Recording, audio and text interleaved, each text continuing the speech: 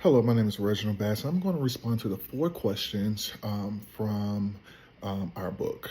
So, the first question is discuss the top two skills I feel that a teacher leader needs. So, I feel like a teacher leader should be able to communicate effectively, um, being able to express their thoughts, express whatever they're trying to get across, because that helps build trust. Clear, honest, and respectful communication helps teacher gain credibility. It foster a positive environment with other teachers, other leaders, admin, and also just in other stakeholders. Um, Effective communication ensures that goals are being shared from admin to the teachers, because that teacher leader is the middle person. So that also falls into the need to know when it comes to Knowles' six assumptions of adult learning. Adults need to understand why they need to learn something before being invested, and that falls into communication. The second one is problem solving. Problem solving is vital because that's what we do all day. We problem solve when it comes to students, when it comes to just in general. So being a teacher leader, being able to problem solve when teachers come to you or when even admin come to you, you're able to drive for clarity and not even just solve the problem, but just help them navigate through um, the problem effectively. The next question is the top two dispositions that a teacher leader should possess. The first one should be um, being approachable. I'm in a situation now where I feel like my grade chair, she's not approachable in her demeanor and how she responds back to me and to others.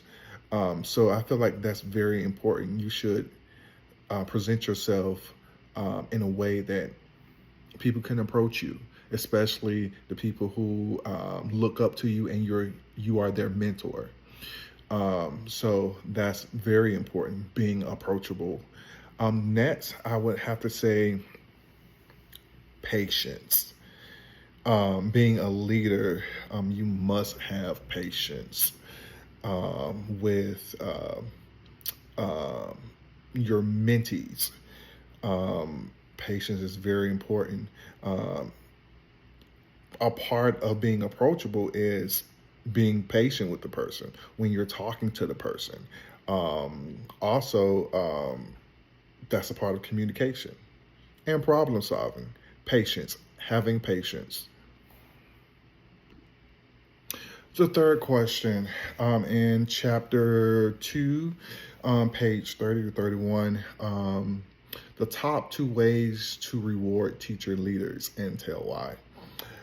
First one, simple, easy, verbal affirmation. That goes a long ways, and that shows up in so many different um, um, parts. Like you could write a note to a teacher.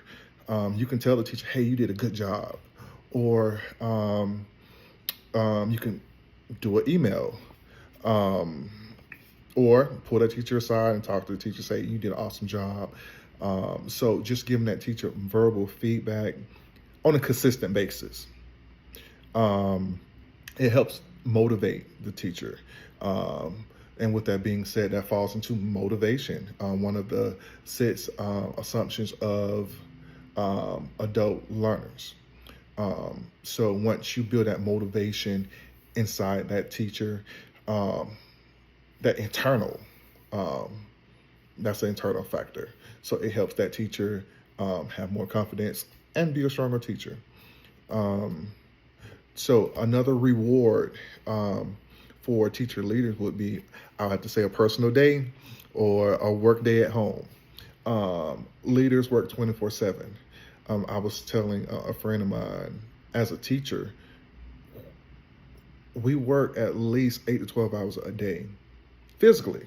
but mentally we're always working. So I can only imagine as a teacher leader, you're always thinking of new ideas to be effective or new things to present to your mentees.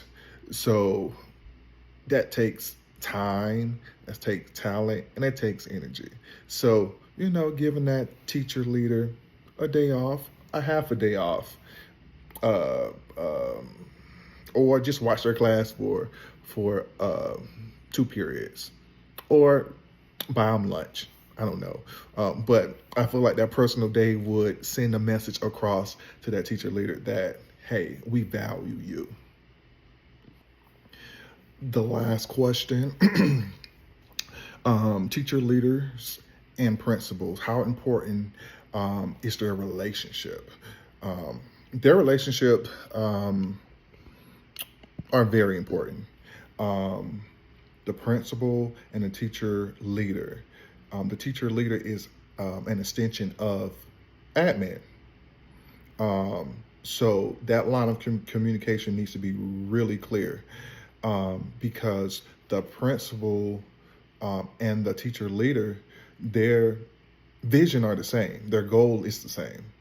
So whatever the principal and the leader, the principal is saying, the teacher leadership team should be saying the same thing, conveying the same goals, working towards the same goals.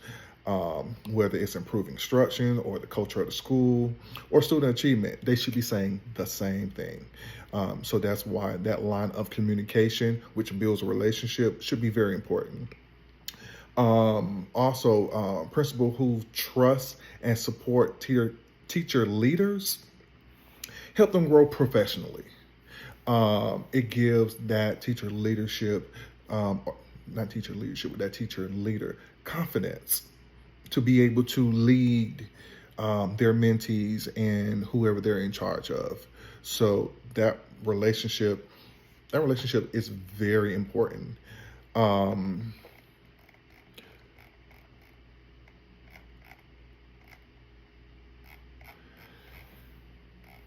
and um, that falls for me under the motivation.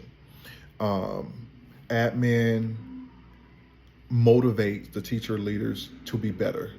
And that falls under that internal factor, giving them the room to grow, giving them that room to be upcoming leaders.